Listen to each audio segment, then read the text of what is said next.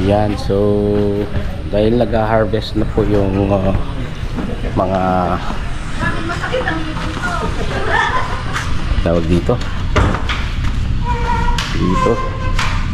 tingnan natin, konti na lang yung manok eh. Kaming truck dito kahapon. Let's check. Ayun oh, wala na, empty na. Wala na. Sorry. Meron ako ipapakita sa inyo. Tambayan na very unique. Let's go over there and see the tambayan. Check natin yung tambayan doon. Kikiraan boss ah. Yun oh. Ooh, look at that. May hagdan pa, very unique. Matibay to bros, yung hagdan. Palayan. Diba, ang ganda. May baka pa oh. Habang magpapahinga ka dito.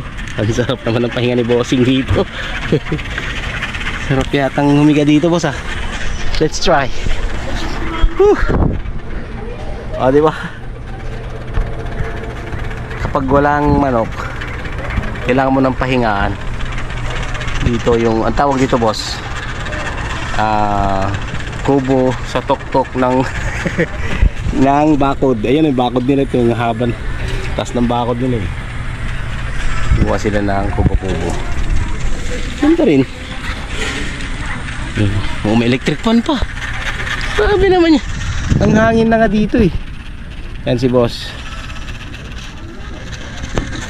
Thanks for watching. Pahinga tayo dito sa kubo namin. Kubo namin. Nakikikubo. Diba? Yan. Diba ang ganda? Thanks for watching. Bye bye. Sarap dito. Ano ba tayo? Very challenging bumawa dito.